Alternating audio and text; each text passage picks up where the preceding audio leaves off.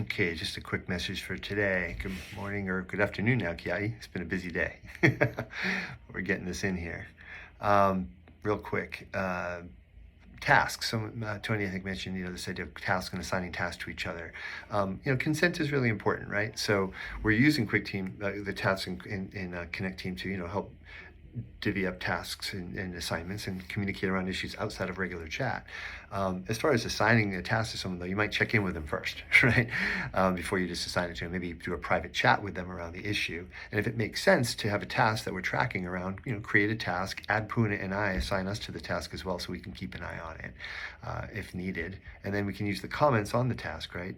Almost like you do a Facebook post where you comment on it, right? You keep commenting to update what the status is and what's going on, and then you complete the task when it's done. So let's just get consent. Let's just not assign tasks to each other. Let's actually check in first. And if there's an issue or a conflict around who's supposed to do what, then you can involve me, and I'm happy to help sort that out and figure out, who should be doing what. And we're going to get clearer on that as we go. Please check the agenda for the team meeting. I'm going to send a separate message just with that link in the team chat. Let me know of any additions, because we're going to determine the agenda for these meetings before the meeting, not during the meeting, so we can actually use the meeting to get things done. So we'll need that.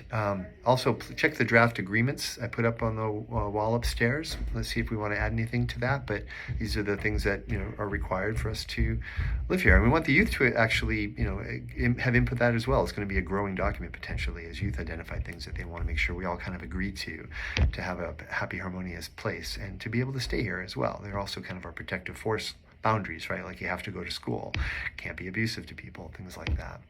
So let me know, give me input on that. When we get a good draft of that, I'm going to make it prettier. May assign that to somebody, or I may just try it myself, but make more of a pretty posting that we laminate and put up. And we also hand to the kids and walk through them on intake. So we have real clarity around that. SOAP notes.